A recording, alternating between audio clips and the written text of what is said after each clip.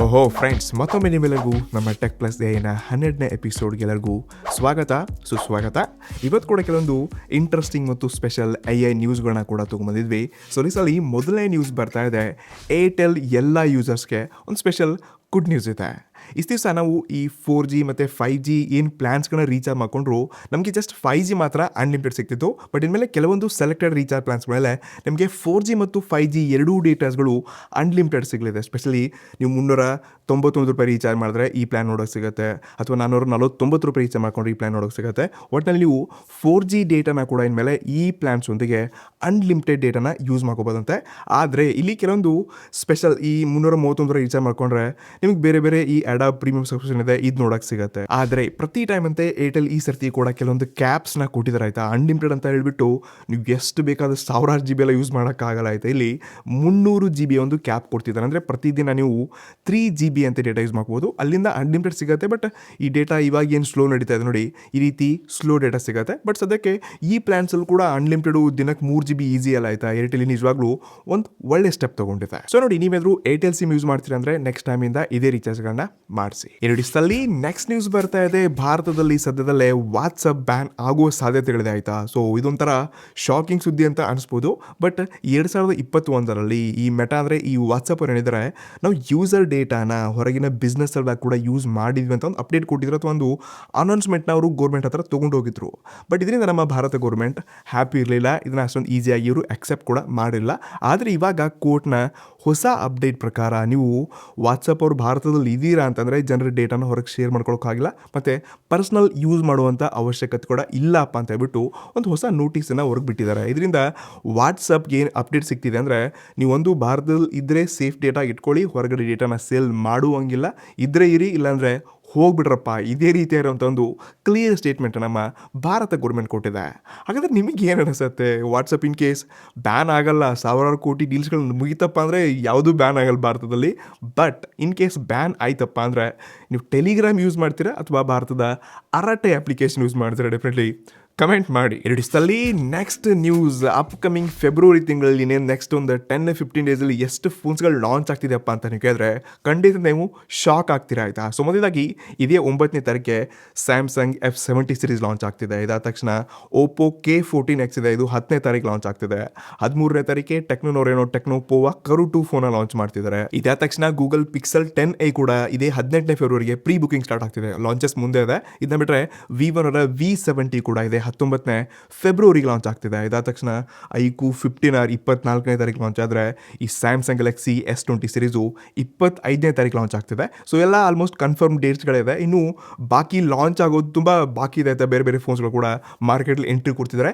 Hopefully almost ಈ ಎಲ್ಲ ಫೋನ್ಸ್ಗಳನ್ನ unbox ಮಾಡೋಕ್ಕೆ ಟ್ರೈ ಮಾಡ್ತೀನಿ, ಪಿಕ್ಸೆಲ್ 10 ಮತ್ತು ಈ ಓಪೋ K14Xನ ಬಿಟ್ಟು. ಬಾಕಿ ಫೋನ್ಸ್ಗಳು ಎಲ್ಲ ಆಲ್ಮೋಸ್ಟ್ ಒಂದೊಂದೇ ಬರ್ತಾ ಇದೆ. ನೋಡೋಣ ಇದ್ರ ಬಗ್ಗೆ ಡೆಡಿಕೇಟೆಡ್ ರಿವ್ಯೂಸ್ಗಳು ಮತ್ತು ಶಾರ್ಟ್ ವಿಡಿಯೋಸ್ಗಳು ನಮ್ಮ ರೀಲ್ಸ್ ಪೇಜಲ್ಲಿ ಕೂಡ ನಿಮಗೆ ನೋಡಕ್ಕೆ ಸಿಗತ್ತೆ. ಎರಡಿಸ್ತಲ್ಲಿ ನೆಕ್ಸ್ಟ್ ನ್ಯೂಸ್, ರಿಯಲ್ಮಿ ಅವರು ನಿಮಗೆ ಆ್ಯಪಲ್ನ ಫೀಲ್ ಕೊಡೋಕ್ಕೆ ಆ್ಯಪಲ್ನ ಏರ್ ಸೀರೀಸ್ ಏನಿತ್ತು ನೋಡಿ, iPhone 17 ಏರ್ ಇತ್ತು ನೋಡಿ, ಇಂತಹದ್ದೇ ಮತ್ತೊಂದು ಸೇಮ್ ಕಾಪಿ ಡಿಸೈನ್ ಇರುವಂಥ ತಮ್ಮ ರಿಯಲ್ಮಿ 16 ಹೆಸರು ಕೂಡ ಏರ್ ಇದೆ ಆಯಿತಾ. ರಿಯಲ್ಮಿ 16 ಏರ್ ಫೋನ್ ಅದನ್ನು ಲಾಂಚ್ ಮಾಡ್ತಿದ್ದಾರೆ. ಸೊ ಲುಕ್ಸ್ ವೈಸ್ ಡಿಸೈನ್ ಎಲ್ಲ ಸ್ಲಿಮ್ಮು, ನೋಡೋಕ್ಕೆ ಸೇಮ್ ಟು ಸೇಮ್ ಐಫೋನ್ ಥರನೇ ಇದೆ. ಬಟ್ ಇಲ್ಲಿ ರಿಯಲ್ಮಿ ಹೇಳುತ್ತೆ ಇದು ನಮ್ಮ ಸ್ಲಿಮ್ಮೆಸ್ಟ್ ಫೋನು ಮಾರ್ಕೆಟ್ಲಿ ಎಲ್ಲಕ್ಕಿಂತ ಬೆಂಕಿ, 7000 mAh ಬ್ಯಾಟ್ರಿ ಕೊಡ್ಲಿದ್ದೀವಿ ಅಂತ ಹವಾವೇನೋ ಮಾಡ್ತಿದೆ. ಆದರೆ ಲಾಸ್ಟ್ ಇಯರ್ ಈ ರಿಯಲ್ಮಿ 15 ಸೀರೀಸ್ 7.6 mm ಥಿಕ್ನೆಸ್ ಒಂದಿಗೆ 6.5 mAh ಬ್ಯಾಟ್ರಿ ಇತ್ತು.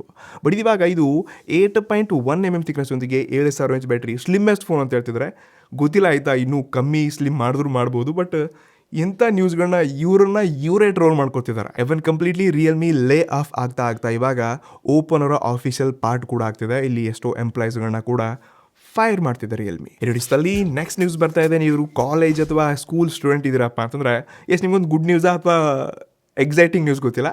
ನೀವೇನಾದರೂ ಈ ಸ್ಟೂಡೆಂಟ್ ಇದ್ದೀರಾ, ಲೈಕ್ 7 to 10 ಅಥವಾ ಕಾಲೇಜ್ ಸ್ಟೂಡೆಂಟ್ ಇದ್ದೀರಾ ಅಂದರೆ ಈ 2026ರ ಹೊಸ ಬಜೆಟ್ ಪ್ರಕಾರ 15,000+ ಸ್ಕೂಲ್ಸ್ಗಳು ಮತ್ತು 500+ ಕಾಲೇಜಸ್ಗಳಲ್ಲಿ ಹೊಸ ಕಂಟೆಂಟ್ ಕ್ರಿಯೇಷನ್ ಲ್ಯಾಬ್ಸ್ ಒಂದನ್ನು ಸ್ಟಾರ್ಟ್ ಮಾಡ್ತಿದ್ದಾರೆ. ಫಾರ್ ಎಕ್ಸಾಂಪಲ್, ನೀವು ಸೈನ್ಸು, ಮ್ಯಾಥ್ಸು, ಕನ್ನಡ ಈ ರೀತಿ ಏನು ಸಬ್ಜೆಕ್ಟ್ಗಳಿದೆ, ಇದೇ ಥರ ನಿಮಗೆ ಕಂಟೆಂಟ್ ಕ್ರಿಯೇಷನ್ ಅಂತ ಒಂದು ಸಬ್ಜೆಕ್ಟ್ ಅಥವಾ ಸ್ಪೆಷಲಿ ಈ ಲ್ಯಾಬ್ಸ್ ಇರುತ್ತೆ, ಫಿಸಿಕ್ಸ್ ಲ್ಯಾಬ್ಸ್ ಎಲ್ಲ ಇರುತ್ತೆ. ಆ ಟೈಪ್ ನಿಮಗೆ ಒಂದು ಲ್ಯಾಬ್ಸ್ ಕೂಡ ನಡೀಲಿದೆ. ಸೊ ಇದರಲ್ಲಿ ಕಂಟೆಂಟ್ ಕ್ರಿಯೇಷನ್ ಅಂತ ಅಂದರೆ ಏನು, ಸ್ಕ್ರಿಪ್ಟಿಂಗು, ವಿಡಿಯೋ ಶೂಟಿಂಗು, ಎಡಿಟಿಂಗು ಇಂಥ ಸ್ಕಿಲ್ಸ್ಗಳನ್ನ ಕಳಿಸಲಿದೆ ಅಂತ. ಸದ್ಯಕ್ಕೆ ಇದು ನಮ್ಮ ಇಡೀ ದೇಶದಲ್ಲಿ ಜಸ್ಟ್ 15,000 ಸ್ಕೂಲ್ಸು ಮತ್ತು 500 ಮಾತ್ರ ಕಾಲೇಜ್ನ ಸೆಲೆಕ್ಟ್ ಮಾಡಿದ್ರೆ ಹೋಪ್ಫುಲ್ ಇದು ಎಲ್ಲ ಕಾಲೇಜಲ್ಲಿ ಬಂದರೆ ಚೆನ್ನಾಗಿರುತ್ತಪ್ಪ ಅಂತ ನನಗೆ ಅನ್ಸುತ್ತೆ. ಆಯಿತಾ, ನೀವು ಸ್ಟೂಡೆಂಟ್ ಇದ್ದೀರಾ, ನಮ್ಮ ರೀಲ್ ನೋಡ್ತಿದ್ದೀರಾ, ನಮ್ಮ ವಿಡಿಯೋ ನೋಡ್ತಿದ್ದೀರಪ್ಪ ಅಂದರೆ ನಿಮ್ಗೆ ಏನು ಅನಿಸುತ್ತೆ? ನಿಮ್ಮ ಕಾಲೇಜಲ್ಲಿ ಕೂಡ ಕಂಟೆಂಟ್ ಕ್ರಿಯೇಷನ್ ಸಬ್ಜೆಕ್ಟ್ ಬೇಕಾ? ಡೆಫಿನೆಟ್ಲಿ ಕಮೆಂಟ್ ಮಾಡಿ. ಸೊ ಸದ್ಯಕ್ಕೆ ಇವಷ್ಟು ನಮ್ಮ ಟೆಕ್ ನ್ಯೂಸಸ್ಗಳಾಗಿತ್ತು. ಇನ್ನು AI ಜಗತ್ತೆಲ್ಲ ಏನೆಲ್ಲ ಆಗ್ತಿದೆಯಪ್ಪ ಅಂದರೆ ನ್ಯೂಸಸ್ಗಳು ಮಾತ್ರ ತುಂಬ ಅಂದರೆ ತುಂಬ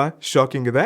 ಸೊ ಇಲ್ಲಿ ಮೊದಲನೇ ನ್ಯೂಸ್ ಬರ್ತಾ ಇದೆ, ಸ್ಪೆಷಲಿ ಇಂಡಿಯನ್ ಸ್ಟಾಕ್ ಮಾರ್ಕೆಟ್ಸ್ಗಳು ಜಸ್ಟ್ ಲಾಸ್ಟ್ 2 ದಿವಸಗಳಿಂದ ಹೆವಿಯಾಗಿ ಡೌನ್ ಆಗ್ತಿದೆ. ಆಯಿತಾ, ಇದು ಜಸ್ಟ್ ಒಂದು AI ಟೂಲ್ ಸಲುವಾಗಿ. ಈ ಸ್ಟಾಕ್ಸ್ ನೋಡ್ಕೋಬೋದು ನೀವು ಇಲ್ಲಿ. ಇನ್ಫೋಸಿಸ್ಸು, TCS, ವಿಪ್ರೋ ಎಲ್ಲ ಶೇರ್ಸ್ಗಳ ಹತ್ರ 8-9% ಒಂದೇ ದಿನಕ್ಕೆ ಡುಬ್ಕಿ ಹೊಡೆದಿದೆ. ಆಯಿತಾ, ಇದು ಅಮೆರಿಕನ್ ಬೇಸ್ಡ್ ಎಂಥ್ರೋಪಿಕ್ ಅಂತ ಒಂದು ಕಂಪ್ನಿ ಒಂದು ಹೊಸ AI ಟೂಲ್ನ ಬಿಡುಗಡೆ ಮಾಡಿದೆ. ಇದು ಸ್ಪೆಷಲಿ ಕ್ಲಾಡ್ ಕೋವರ್ಕ್ ಅಂತ. ಸ್ಪೆಷಲಿ ಇದು ಒಬ್ಬ ಮನುಷ್ಯನ ಥರನೇ ಕೆಲಸ ಮಾಡುತ್ತೆ. ಸೊ ಇದರಿಂದ ಎಲ್ಲ IT ಕಂಪ್ನಿ ಮೇಲೆ ತುಂಬ ದಬ್ಬಾಳಿಕೆ ಆಗಿಬಿಟ್ಟು ನಮ್ಮ ಕೆಲಸ ಏನು ಬಾಕಿ ಇದೆಯಪ್ಪ ಅಂದ್ಬಿಟ್ಟು ಇದರಲ್ಲಿ ಇಂಟರ್ನಲ್ಲಿ ಏನೇನೆಲ್ಲ ವಿಶೇಷಗಳು ನಡೆದ್ಬಿಟ್ಟು ಎಲ್ಲ ಸ್ಟಾಕ್ಸ್ಗಳ ಬೆಲೆ ತುಂಬ ಕಮ್ಮಿ ಆಗಿದೆ. ಹತ್ತತ್ರ 8 ಲಕ್ಷ ಕೋಟಿ ರೂಪಾಯಿ ಓವರ್ ಆಲ್ ವರ್ಲ್ಡಲ್ಲೇ ಇಷ್ಟೊಂದು ಲಾಸಸ್ನ ಒಂದೇ ದಿವಸದಲ್ಲಿ ನೋಡ್ತಾ ಇದ್ವಿ. ಸೊ ಫಸ್ಟ್ ಟೈಮ್ ಇದು ಒಂದು ಚಿಕ್ಕ ಸ್ಟೆಪ್ಪನ್ನು ತೊಗೊಂಡಿದ್ವಿ. ಚಿಕ್ಕ ಸ್ಟೆಪ್ನ ನಾವು ಮಾರ್ಕೆಟಲ್ಲಿ ನೋಡ್ತಾ ಇದ್ವಿ AI ಕಡೆಯಿಂದ. ಸೊ ಇಂಥ ಸುದ್ದಿಗಳು ಇನ್ನೂ ತುಂಬ ಬರೋದು ಬಾಕಿ ಇವೆ. ಎರಡಿಸ್ತಲ್ಲಿ ನೆಕ್ಸ್ಟ್ ನ್ಯೂಸ್ ಬರ್ತಾ ಇದೆ, ಸ್ಪೆಷಲಿ ChatGPTನಲ್ಲಿ ಈ ರೀತಿಯಾದಂಥ ಒಂದು ಹೊಸ ವೆಡ್ಡಿಂಗ್ ಇನ್ವಿಟೇಷನ್ ಟ್ರೆಂಡ್ ತುಂಬಾ ನಡೀತಾ ಇದೆ. ನೀವು ಸ್ಕ್ರೀನ್ ಮೇಲೆ ನೋಡ್ಕೋಬಹುದು ಡಿಫ್ರೆಂಟ್ ಕ್ವಾಲಿಟಿ ಆಗಿರುವಂಥ ಈ ರೀತಿ AI ಜನರೇಟ್ ಮಾಡಿರುವಂಥ ವೆಡ್ಡಿಂಗ್ ಕಾರ್ಡ್ಸ್ಗಳು. ಹತ್ತತ್ರ ಇವನ್ನ ಕ್ರಿಯೇಟ್ ಮಾಡೋಕ್ಕೆ ಫಿಸಿಕಲಿ ಹತ್ತತ್ರ 10,000, 20,000, ಲಕ್ಷಾಂತರ ರೂಪಾಯಿ ಕೂಡ ನಾವು ಖರ್ಚು ಮಾಡಿರ್ತೀವಿ. ಬಟ್ ಸದ್ಯಕ್ಕೆ ಎಲ್ಲ ಕಡೆ ಡಿಜಿಟಲ್ ಆಗಿರೋದ್ರಿಂದ ನೀವು ಈ ರೀತಿ ಕಾರ್ಡ್ಸ್ಗಳನ್ನ ಫ್ರೀಯಾಗಿ ಮಾಡ್ಕೋಬೋದು. ಆಯಿತಾ, ಸಿಂಪ್ಲಿ ಈ ChatGPT ಓಪನ್ ಮಾಡಿಕೊಂಡು ಸ್ಕ್ರೀನ್ ಮೇಲೆ ಕಾಣಿಸಿರುವಂಥದ್ದು ಡಿಸ್ಕ್ರಿಪ್ಷನ್ ಕೂಡ ಕೊಟ್ಟಿರ್ತೀನಿ. ಈ ಪ್ರಾಂಪ್ಟ್ನ ಇಲ್ಲಿ ಪೇಸ್ಟ್ ಮಾಡಿಬಿಟ್ಟು ನಿಮ್ಮ ಮದುವೆ ಡೇಟು, ಟೈಮಿಂಗು ಮತ್ತು ಅಲ್ಲಿರುವಂಥ ಪಾಯಿಂಟ್ಸ್ಗಳನ್ನ ಆ್ಯಡ್ ಮಾಡಿಬಿಟ್ಟು ಜನರೇಟ್ ಮೇಲೆ ಕ್ಲಿಕ್ ಮಾಡಿದ್ರೆ ಈ ರೀತಿ ಇರೋಂಥ ಬೇರೆ ಕಾರ್ಡ್ಸ್ಗಳನ್ನ ನೀವು ಡಿಫ್ರೆಂಟ್ಲಿ ರೆಡಿ ಮಾಡ್ಕೋಬೋದು. ಮತ್ತು ಪುನಃ ನಿಮಗೆ ಫಿಸಿಕಲ್ ಬೇಕಾಯ್ತಪ್ಪ ಅಂದರೆ ಇದನ್ನೇ ಪ್ರಿಂಟ್ ಹೊಡ್ಕೊಂಡು ರೆಡಿ ಕೂಡ ಮಾಡ್ಕೋಬೋದು. ಸೊ ಸದ್ಯಕ್ಕೆ ಇದು ಇಂಟರ್ನೆಟಲ್ಲಿ ತುಂಬ ವೈರಲ್ ಕೂಡ ಆಗ್ತಿದೆ ಮತ್ತು ಮದುವೆ ಸೀಸನ್ಗಳು ಕೂಡ ಸ್ಟಾರ್ಟ್ ಆಗ್ತಿವೆ. ಎರಡಿಸ್ತಲ್ಲಿ ನೆಕ್ಸ್ಟ್ ನ್ಯೂಸ್ ಬರ್ತಾ ಇದೆ, India's AI tax free holidays. ಇದೇನಪ್ಪ 2026 ಬಜೆಟಲ್ಲಿ ಇದನ್ನು ಕೂಡ ಅನೌನ್ಸ್ಮೆಂಟ್ ಮಾಡಿದ್ರು. ನೀವೆಲ್ಲೋ ಕೇರ್ಬೋದು, ಬಟ್ ನಿಜವಾಗ್ಲೂ ಇದು ತುಂಬ ಇಂಟ್ರೆಸ್ಟಿಂಗ್ ಇದೆ ಮತ್ತು ಗೌರ್ಮೆಂಟ್ ಕೂಡ ಒಂದು ಸ್ಮಾರ್ಟ್ ಕೆಲಸ ಮಾಡಿದೆ. ಸ್ಪೆಷಲಿ ಹೊರ ದೇಶದಲ್ಲಿರುವಂಥ ಬೇರೆ ಕಂಪ್ನೀಸ್ಗಳು ನಮ್ಮ ಭಾರತ ದೇಶದಲ್ಲಿ ಬಂದುಬಿಟ್ಟು ತಮ್ಮ ಡೇಟಾ ಸೆಂಟರ್ಗಳನ್ನ ಇಲ್ಲೇ ಮಾಡಿಕೊಂಡು ಹೊರ ದೇಶಕ್ಕೆ ಇಡೀ ಜಗತ್ತಿಗೆ ಅವರು ಬೇರೆ ಸರ್ವಿಸ್ ಕೂಡ ಸ್ಟಾರ್ಟ್ ಮಾಡಿದ್ರಪ್ಪ ಅಂದರೆ ನಮ್ಮ ದೇಶದಲ್ಲಿ ಈ ಕಂಪ್ನೀಸ್ಗಳ ಕಡೆಯಿಂದ ಯಾವುದೇ ಟ್ಯಾಕ್ಸ್ಗಳನ್ನ ತೊಗೊಳ್ಳಲ್ಲ. ಇದು ಕಂಪ್ಲೀಟ್ಲಿ ಟ್ಯಾಕ್ಸ್ ಫ್ರೀ ಇರುತ್ತೆ ಅಂತ ಗೌರ್ಮೆಂಟ್ ಆಫರ್ ಮಾಡ್ತಿದೆ. ನೋಡಿ, ಸಿಂಗಾಪುರ್, ದುಬೈ ದೇಶಗಳು ಅಂತ ಟ್ಯಾಕ್ಸೇ ಇಲ್ಲ. ಅಲ್ಲಿ ಎಲ್ಲ ದೇಶಗಳು ಅಲ್ಲಿ ಹೋಗ್ಬಿಟ್ಟು ಇನ್ವೆಸ್ಟ್ ಮಾಡಿಬಿಟ್ಟು ಬೇರೆ ತಮ್ಮ ಕೆಲಸಗಳನ್ನ ಮಾಡ್ತಿದ್ದಾರೆ. ಇವಾಗ ನಮ್ಮ ಗೌರ್ಮೆಂಟ್ ಏನು ಟಾರ್ಗೆಟ್ ಮಾಡ್ತಿದ್ಯಪ್ಪ ಅಂದರೆ ವರ್ಲ್ಡಲ್ಲೇ ಎಲ್ಲಕ್ಕಿಂತ ದೊಡ್ಡ ಡೇಟಾ ಸೆಂಟರ್ ನಮ್ಮ ದೇಶದಲ್ಲೇ ಆಗಲಪ್ಪ ಅಂತ ಹೇಳ್ಬಿಟ್ಟು ಹೊರ ದೇಶದಲ್ಲಿರುವಂಥ ಬೇರೆ ಕಂಪ್ನೀಸ್ಗಳಿಗೆ ಅಟ್ರಾಕ್ಷನ್ ಮಾಡೋ ಸಲುವಾಗಿ ಸ್ಪೆಷಲಿ ಇದನ್ನು ಒಂದು ಹೊಸ ಅನೌನ್ಸ್ಮೆಂಟ್ ಮಾಡಿದ್ದಾರೆ. ಸ್ಪೆಷಲಿ ಮೈಕ್ರೋಸಾಫ್ಟು, ಅಮೆಝಾನು, ಇನ್ವಿಡಿಯಾ ಇನ್ನಿತರ ಬೇರೆ ಕಂಪ್ನೀಸ್ಗಳಿಗೆ ಇದೊಂಥರ ದೊಡ್ಡ ಹಬ್ಬ ಸ್ಟಾರ್ಟ್ ಆಗುವಂಥ ಸಮಯ. ಆಯಿತಾ, ಇವರೆಲ್ಲ ಕ್ಯೂ ಅಲ್ಲಿ ನಿಲ್ಬೋದು, ಬಟ್ ಗೊತ್ತಿಲ್ಲ ಇದು ಎಷ್ಟರ ಮಟ್ಟಿಗೆ ಹೋಗುತ್ತೆ. ಇವರಿಗೆ ಚೀಪ್ ಎಂಪ್ಲಾಯ್ಸ್ಗಳು ಕೂಡ ಸಿಗುತ್ತೆ, ನಮ್ಮ ದೇಶದಲ್ಲಿ ಕೂಡ ಕೆಲಸ ನಡೆಯುತ್ತೆ ಮತ್ತು ಅದೇ ರೀತಿ AI ಮಾರ್ಕೆಟಲ್ಲಿ ದೇಶಕ್ಕೆ ವ್ಯಾಲ್ಯೂ ಕೂಡ ಸಿಗುತ್ತೆ. ಎರಡಿಸ್ತಲ್ಲಿ ನೆಕ್ಸ್ಟ್ ನ್ಯೂಸ್ ಬರ್ತಾ ಇದೆ, ChatGPT ಕಡೆಯಿಂದ ಮತ್ತೊಂದು ವೈರಲ್ ಟ್ರೆಂಡ್. ಇದನ್ನ ಖಂಡಿತ ಟ್ರೈ ಮಾಡಲೇಬೇಕಾಯ್ತಾ. ಪ್ರತಿ ಟೈಮ್ ನಿಮಗೆ ಅದ್ರ ಸ್ಯಾಲ್ರಿ ಬಂತು, ಹೆಂಗೆ ಖರ್ಚಾಗ್ತಿದೆ, ಎಲ್ಲಿ ಹೋಗ್ತಿದೆ, ಎಕ್ಸ್ಪೆನ್ಸಸ್ ತುಂಬ ಆಗ್ತಿದೆಪ್ಪ ಅಂತ ಗೊತ್ತಾಗ್ತಿಲ್ಲ ಅಂದರೆ ಸಿಂಪ್ಲಿ ನಿಮ್ಮ ಫೋನಲ್ಲಿ ChatGPT ಓಪನ್ ಮಾಡಿ.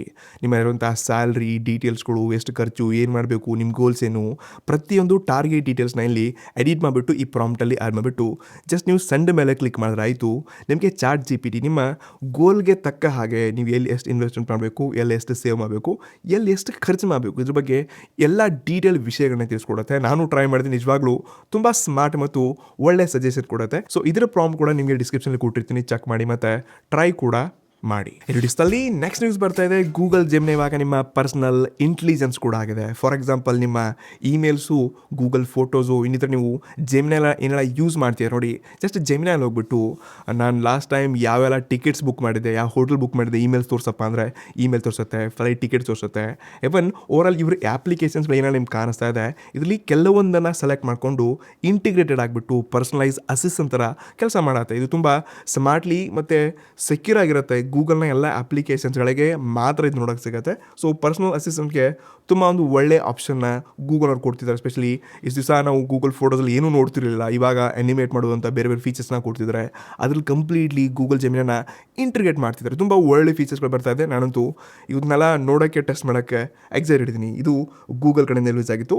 ನೆಕ್ಸ್ಟ್ ಎಲ್ವೆನ್ ಲ್ಯಾಬ್ಸ್ ಅವರು V3 ಅಂತ ಒಂದು ಹೊಸ ಟೂಲ್ನ ಬಿಟ್ಟಿದ್ದಾರೆ. ಇಲ್ಲಿ ಜಸ್ಟ್ ನೀವು ಟೆಕ್ಸ್ಟ್ ಟು ವಾಯ್ಸ್ ಅಲ್ಲ, ಟೆಕ್ಸ್ಟ್ ಟು ಡೈರೆಕ್ಟ್ಲಿ ಆ್ಯಕ್ಟೇ ಮಾಡೋದಾಯ್ತಾ. ನೀವಿಲ್ಲಿ ಏನು ಮಾಡಬೇಕಾಗಿಲ್ಲ, ಜಸ್ಟ್ ನೀವು ಏನು ಟೆಕ್ಸ್ಟ್ ಆಗ್ತೀರಾ ಅದು ಎಕ್ಸಾಕ್ಟ್ಲಿ ನಿಮ್ಮ ಮುಂದೆ ತಯಾರಾಗತ್ತೆ. ಇದನ್ನ ಬಿಟ್ಟು ಅಂದರೆ ಮೋಲ್ಟ್ ಬುಕ್ ಬ್ರೀಚ್, ಡೇಟಾ ಬ್ರೀಚ್ ಆಗಿದೆ. ಇಲ್ಲಿ ಹತ್ತತ್ರ ತುಂಬ ಬೇರೆ ಬೇರೆ ಎಷ್ಟೋ ಸಾವಿರಾರು ಜನರ ಈ ಡೇಟಾ ಲೀಕ್ ಆಗೋದ್ರ ಜೊತೆಗೆ ಈ ಏಜೆಂಟಿಕ್ಸ್ಗೆ ಏನೈತೆ, ರೋಬೋಟ್ಸ್ಗೆ ಏನೈತೆ, ಇವರು ಕೂಡ ಏನು ಚಾಟ್ ಮಾಡಿದ್ದಾರೆ, ಏನು ವಿಷಯಗಳನ್ನು ತಿಳಿಸಿದ್ದಾರೆ, ಇವರ ಡೇಟಾನ ಕೂಡ ಲೀಕ್ ಆಗಿದೆ ಅಂತ. ಇದು ಈಸಿ ವಿಚಾರ ಅಲ್ಲ ಆಯಿತಾ. ಪ್ರೈವೇಟ್ ಚಾಟ್ಸ್ಗಳಿರುತ್ತೆ, ಎಷ್ಟೋ ಏನೆಲ್ಲ ಡೇಟಾಸ್ಗಳಿರುತ್ತೆ, ಇದನ್ನು ಎಲ್ಲ ಮಿಸ್ಯೂಸ್ ಕೂಡ ಮಾಡ್ಕೋಬೋದು. ಸೊ ಇಂಥ ಮುಂದಿನ ದಿನಗಳಲ್ಲಿ ಇನ್ನೂ ತುಂಬ ಇಶ್ಯೂಗಳು ಆಗಲಿದೆ. ಸದ್ಯಕ್ಕೆ ಇವಷ್ಟು ನಮ್ಮ ಟೆಕ್ ಪ್ಲಸ್ AI ಸುದ್ದಿಗಳಾಯಿತು. ಐ ಹೋಪ್ ನಿಮಗೆ ಸ್ವಲ್ಪನಾದರೂ ನಾಲೆಜ್ ಸಿಕ್ಕಿದೆ. ನೀವು ಈ ರೀತಿಯಾಗಿರುವಂಥ ಅಪ್ಡೇಟ್ಸ್ಗಳನ್ನ ಕೇಳೋಕ್ಕೆ ನೀವು ಇಂಟ್ರೆಸ್ಟೆಡ್ ಇದ್ದೀರಾ, ನಾನು ಹೇಳೋಕ್ಕೆ ಇಂಟ್ರೆಸ್ಟ್ ಇದ್ದೀನಿ. ಡೆಫಿನೆಟ್ಲಿ ನಿಮ್ಗೆ ಕೇಳುವಂಥ ಕ್ವಶನ್ಸ್ಗೆ ಕೂಡ ಆನ್ಸರ್ ಮಾಡಿ. ಮತ್ತು ಏನಾದರೂ ಫೀಡ್ಬ್ಯಾಕ್ ಕೊಡಬೇಕಾಗಿತ್ತಪ್ಪ ಅಂದರೆ ಡೆಫಿನೆಟ್ಲಿ ಕಮೆಂಟ್ ಬಾಕ್ಸ್ ಓಪನ್ ಇದೆ, ಅಲ್ಲಿ ಕಮೆಂಟ್ ಮಾಡಿ ನಮಗೆ ಸಪೋರ್ಟ್ ಮಾಡ್ಬೋದು. ಸಿಗೋಣಂತೆ ಇನ್ನಷ್ಟು ಮುಂದಿನ ಆನೆಸ್ಟ್, ಇನ್ ಡೆಪ್ತ್ ಮತ್ತು ಟೆಕ್ ನ್ಯೂಸ್ ಅಪ್ಡೇಟ್ಸ್ ಒಂದಿಗೆ. ಅಲ್ಲೂ T guys, the next one. ನಮಸ್ಕಾರ.